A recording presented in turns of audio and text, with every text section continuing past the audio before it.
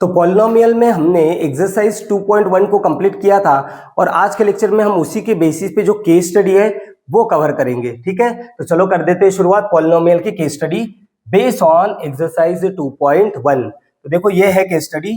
पहले समझो इस केस स्टडी में क्या बोला गया है। आप अगर इसको पढ़ोगे तो इन्होंने कहा है कि भाई एक बॉल है, बॉल को हमने थ्रो कर दिया, बॉल को हमने क्या कर दिया, ऊपर थ्रो कर दिया। ऊपर थ्रो करने के बाद ये ऐसा पैराबोलिक पाथ लेते हुए हाईएस्ट पॉइंट तक पहुंचा और उसके बाद क्या आ गया, वापस नीचे आ गया। बराबर है, बॉल को फेंकोगे तो ऐसा पैराबोलिक पाथ वो कवर करता है ना। ठीक है, अब इस ग्राफ को अच्छे से ऑब्जर्व करना। ये जो वाई एक्सिस है, वाई एक्सिस जो है वो हाइट रिप्रेजेंट कर रही है। जब आप बॉल को ऊपर फेंकोगे तो वो हाइट अचीव करेगा। बराबर है, तो वाई एक्सिस जो है वो हाइट को रिप्रेजेंट कर रही है और एक्स एक्सिस टाइम को रिप्रेजेंट कर रहा है। टाइम मतलब हाइट अचीव करने के लिए कितने टाइम में, कितने समय में कितनी हाइट अचीव की, इस बारे में इंफॉर्मेशन दे रहा है ये ग्राफ। अब ये ग्राफ जो है इसका शेप आप देख लो, क्लियरली दिख रहा है। इसका शेप क्या है, पैराबोला। और हम सब जानते हैं बेटा पैराबोला जो शेप होता है वो किस इक्वेशन का होता है, क्वाड्रेटिक इक्वेशन का होता है। इस इक्वेशन का, क्वाड्रेटिक इक्वेशन का। और वो क्वाड्रेटिक इक्वेशन हमें गिवन है, ये h इज इक्वल टू कितना गिवन है, 25t माइनस 5t स्क्वायर, वो हमें गिवन है। ठीक है, क्वाड्रेटिक इक्वेशन हमें गिवन है, बस h और t के फॉर्म में, h और t के फॉर्म में। जनरली हमारा क्वाड्रेटिक इक्वेशन ऐसा रहता है ना, y और x के फॉर्म में। आप इसको बना सकते हो चाहे तो। हाइट मतलब क्या है, y, और t मतलब क्या है, x एक्सिस। t जो है x एक्सिस रिप्रेजेंट कर रहा है, तो आप चाहे तो इसको ऐसा भी बना सकते हो। ये देखो ऐसा भी बना सकते हो। समझ में आया। अब देखो ये तो है गिवन डाटा, ये तो है केस स्टडी का गिवन डाटा। अब इसके बेसिस पे जो सवाल है, जो क्वेश्चंस है, उनके जवाब हमें देने हैं। सबसे पहला सवाल देखो, नीचे है सवाल, right zeros of a given polynomial. ये जो गिवन पॉलिनोमियल है इसके जीरोस लिखने हैं। तो जरा ध्यान देना, मैं इस ग्राफ को एक बार फिर से निकालता हूं और आपको जीरोस बताता हूं कैसे निकालना है। यह है आपका ग्राफ। ठीक है, अब देखो जरा जीरोस कैसे निकालते हैं हम बेटा ग्राफ से।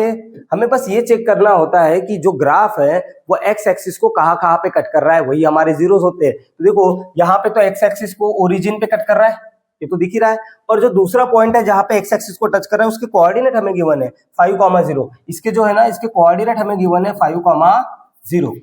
तो क्लियरली ग्राफ देखते हुए पता चल रहा है हमें कि एक्स एक्सिस को एक बार तो ये 0 पे कट कर रहा है, मतलब ओरिजिन पे कट कर रहा है, और दूसरी बार कहां पे कट कर रहा है, 5 पे। तो 2 बार तो कट कर रहा है, मतलब इसके 2 जीरोस होंगे। और वो 2 जीरोस कौन से होंगे, चेक करना है आपको एक्स एक्सिस को कट कहां पे कर रहा है या टच कहां पे कर रहा है। एक बार तो ओरिजिन पे कट कर रहा है, बराबर है, तो एक इसका 0 होगा 0, और दूसरा 0 क्या होगा, देखो दूसरा 0 क्या होगा, दूसरी बार एक्स एक्सिस को कहां पे कट कर रहा है, 5 पे कट कर रहा है। बेटा ये एक्स एक्सिस का कोऑर्डिनेट क्या होगा, यहाँ पे 5, इस पॉइंट के कोऑर्डिनेट हमें गिवन है ना 5,0, कोऑर्डिनेट गिवन है ना। तो बेटा ये तो इसका x कोऑर्डिनेट होगा और ये y कोऑर्डिनेट होगा। इसका मतलब x को कहां पे कट कर रहा है, ये 5 पे, तो इसका जो दूसरा 0 होगा वो क्या होगा, 5 होगा। तो ये हो गए इसके 2 0। ठीक है, ये तो ग्राफिकली हमने निकाला। अगर आप इस इक्वेशन से भी निकालना चाहते हो, गिवन इक्वेशन से ये 2 जीरोस, तो भी निकाल सकते हो। कैसे निकालना, देखो ये हमारे पास given equation, h is equal to क्या गिवन है, h is equal to given है हमें 25t माइनस 20 माइनस क्या है 5t स्क्वायर, माइनस है 5t स्क्वायर।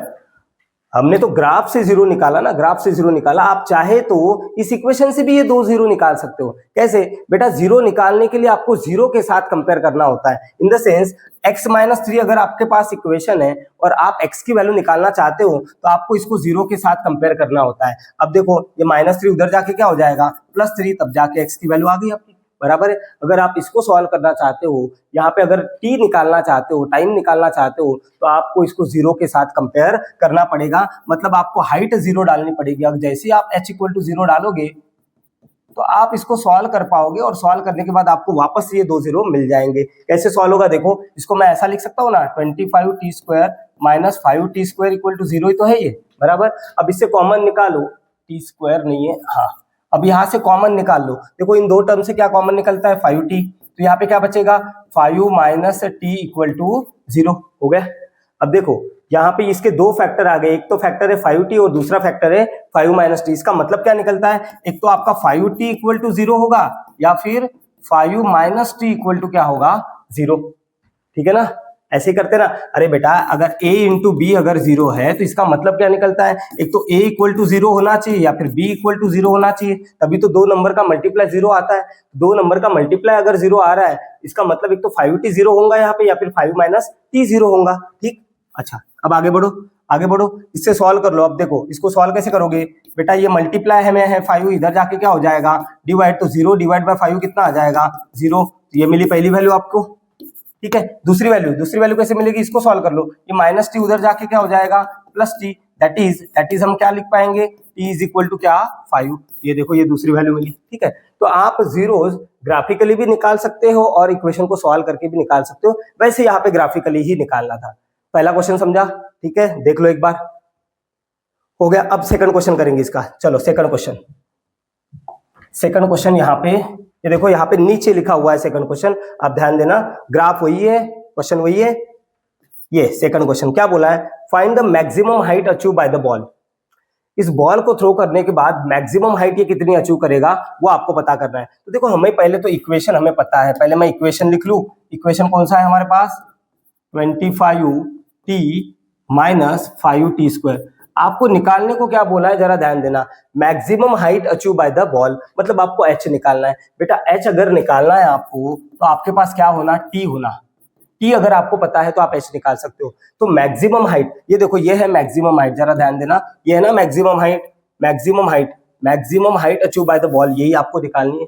तो बेटा मैक्सिमम हाइट अगर निकालनी है तो मैक्सिमम हाइट निकालने के लिए टाइम, मैक्सिमम हाइट तक पहुंचने के लिए जो टाइम लगेगा वो आपको पता होना चाहिए। तो देखो ये है मैक्सिमम हाइट, ये हाइट तो आपको निकालनी है, लेकिन इसको यहां तक पहुंचने के लिए टाइम कितना लगा, टाइम तो एक्स एक्सिस बताएगा हमें। तो देखो ये जो पॉइंट है इसके कोऑर्डिनेट हमें गिवन है 5/2, 0। तो बेटा एक्स एक्सिस क्या रिप्रेजेंट कर रहा है, टाइम, तो इसका एक्स कोऑर्डिनेट टाइम होगा। तो मैक्सिमम हाइट अचीव करने के लिए यहाँ पे टाइम कितना गिवन है 5/2। तो 5/2 टाइम के बाद, एक सेकंड, हाँ 5/2 टाइम के बाद ये मैक्सिमम हाइट अचीव कर लेगा। मतलब अगर आपने t की वैल्यू 5/2 यहाँ पे डाल दी तो हाइट निकल आएगी, मैक्सिमम हाइट निकल आएगी। तो डाल के देखो भाई 25 और t की वैल्यू क्या डालनी है आपको 5/2 माइनस यहाँ पे t की वैल्यू क्या डालनी है 5/2, उसका कर दो होल स्क्वायर, सिंपल।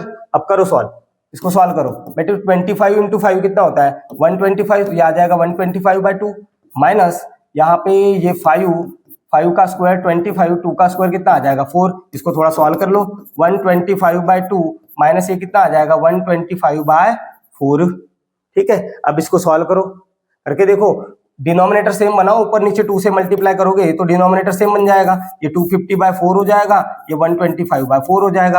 अब डिनोमिनेटर अगर सेम हो गया है तो एक बार लिखो ऊपर का जैसे का वैसा। बेटा 250 में से 125 गया, कितना बचा जल्दी से 125/4। इतनी हाइट मैक्सिमम हाइट वो अचीव कर लेगा, और मैक्सिमम हाइट अचीव करने के लिए जो टाइम लग रहा है वो कितना है 5/2 सेकंड। आप चाहे तो इसको डिवाइड करके आंसर पॉइंट में भी निकाल सकते हो, करके देखो।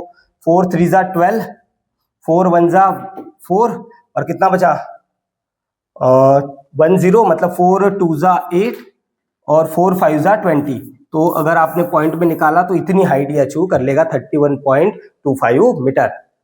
ठीक, कैसे निकाला, मैक्सिमम हाइट निकालनी थी, हाइट निकालने के लिए टाइम चाहिए था, तो मैक्सिमम हाइट अचीव करने के लिए कितना टाइम लगता है वो हमें पता था, ग्राफिकली हमें पता चल गया, बस वैल्यू डाल दी और हमने निकाल ली हाइट। ठीक है, ये हो गया इस केस स्टडी का सेकंड क्वेश्चन।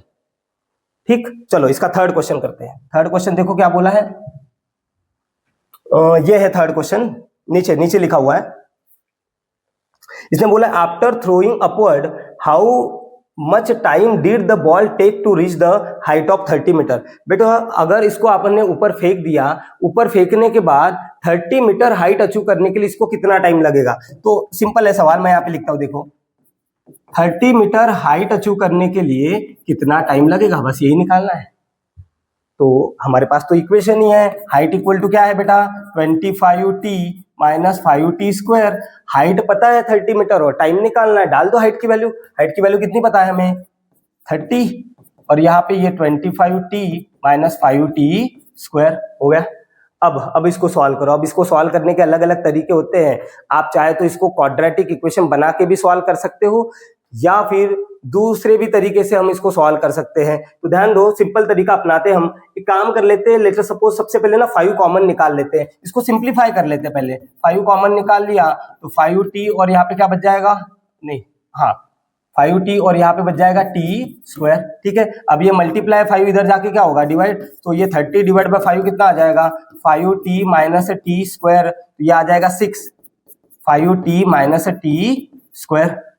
ठीक है यहाँ तक, ठीक है। अच्छा, अब यहां से ना क्वाड्रेटिक इक्वेशन बनाना पड़ेगा। देखो ये क्वाड्रेटिक इक्वेशन कैसे बनेगा, ये माइनस टी स्क्वायर इधर आके क्या बन जाएगा प्लस टी स्क्वायर, ये प्लस 5t इधर आके क्या बन जाएगा माइनस 5t, और ये 6 एज इट इज, ये बन गया क्वाड्रेटिक इक्वेशन। अब आप इसको स्प्लिटिंग द मिडल टर्म से करोगे सॉल्व, उसके लिए आपको 6 के फैक्टर निकालने पड़ेंगे, 5 आना चाहिए। तो देखो आपको फैक्टर निकालना तो आता ही है, यहाँ पे हम लिखेंगे minus 3t minus 2t plus 6 equal to 0। ठीक है, अब इसके फैक्टर निकाल लो। देखो यहाँ से कॉमन क्या निकलता है t, तो यहाँ पे बचेगा t माइनस 3, यहाँ से कॉमन निकल रहा है माइनस 2, तो यहाँ पे बचेगा t minus 3।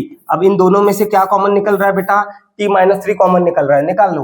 t minus 3 common निकला और फिर बचेगा क्या, यहाँ पे t बच रहा है, यहाँ पे माइनस 2 बच रहा है, t माइनस 2 इक्वल टू 0। इसी का मतलब क्या होता है, एक तो t माइनस 3 इक्वल टू 0 या फिर t माइनस 2 इक्वल टू 0, मतलब एक तो t की वैल्यू 3 आएगी या फिर t की वैल्यू 2 आएगी। ठीक है, दो वैल्यूज हमें मिलनी है, क्यों, क्योंकि बेटा ये क्वाड्रेटिक इक्वेशन है और क्वाड्रेटिक इक्वेशन के दो रूट्स या दो जीरोज निकलते हैं। ठीक है, तो देखो ये जो थर्ड क्वेश्चन है, थर्ड का ये a हो गया, a कंप्लीट हो गया। ठीक है, अब थर्ड का b करेंगे, आपको अगर लिखना होगा तो लिख लो जल्दी से या स्क्रीनशॉट ले लो, ले लिया। अब थर्ड का b करेंगे, ये देखो थर्ड का b, चलो थर्ड का बी करते हैं, थर्ड का बी करने वाले हैं। देखो थर्ड के बी में क्या बोला है, find the two different values of time. उन्होंने बोला है कि टाइम की दो वैल्यूज निकालो when the height of the ball was 20 metre. मतलब समझो, जब हाइट 20 मीटर अचीव हो जाएगी तो आपको टाइम निकालना है, बस इतना सिंपल है। दो वैल्यूज तो आएगी क्योंकि वो क्वाड्रेटिक इक्वेशन है, उसका टेंशन नहीं, दो वैल्यूज अपने आप ही आने वाली है। बस जब हाइट बॉल जो है हाइट 20 मीटर अचीव कर लेगा तब आपको टाइम निकालना है। ठीक है, बेटा हमारे पास इक्वेशन तो ऑलरेडी है, h इज इक्वल टू क्या है 25t माइनस 5t स्क्वायर, यह हमारा इक्वेशन।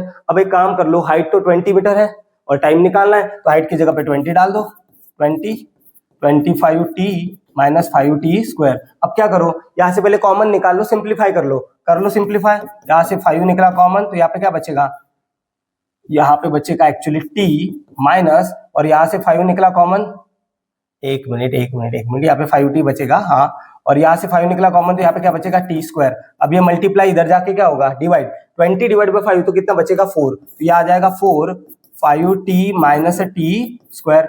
अब बना लो क्वाड्रेटिक इक्वेशन, क्योंकि हमें दो वैल्यू वैसे भी निकालनी, उन्होंने बोला ये टू डिफरेंट वैल्यूज निकालो करके। ठीक है, तो क्वाड्रेटिक इक्वेशन बनाओ, ये माइनस टी स्क्वायर इधर जाके क्या हो जाएगा plus T square, 5t plus 5t इधर आके माइनस 5t, और ये प्लस 4 एज इट इज हो गया। अब आपको निकालने पड़ेंगे फैक्टर, इसके फैक्टर बनाने पड़ेंगे। ठीक है, तो फैक्टर निकाल लो इसके, आपको t की दो वैल्यूज मिल जाएगी। ठीक, चलो इसके फैक्टर क्या आएंगे, सिंपल है, इसके फैक्टर आएंगे बेटा minus 1t minus 4t plus 4 equal to 0। अब निकाल लो कॉमन, यहाँ से t कॉमन निकला, बचा क्या t माइनस 1, यहाँ से माइनस 4 कॉमन निकला, बचा क्या t माइनस 1। अब इन दोनों में से कॉमन निकालो, क्या कॉमन निकल रहा है t माइनस 1, निकाल लो, t माइनस 1 निकला कॉमन, तो बचेगा क्या t माइनस 4 बचेगा, t माइनस 4 इक्वल टू 0। अब t minus 1 into T minus 4 equal to 0 आया, इसका मतलब होता है एक तो t माइनस 1 इक्वल टू 0 रहेगा या फिर t माइनस 4 इक्वल टू क्या रहेगा 0। कर लो सॉल्व, तो इसका मतलब t इक्वल टू आ जाएगा 1 या फिर t इज इक्वल टू आ जाएगा कितना 4। इन्होंने बोला है कि टाइम की दो वैल्यूज निकालो, तो वो दो वैल्यूज हमने निकाल दी है। समझ में आया, हाँ। और इसी टाइप की केस स्टडी जो है ना, वो CBSE 2026 का जो पेपर है उसमें आई थी। ठीक है, वैसे सिंपल थी, उतने हार्ड थी नहीं है।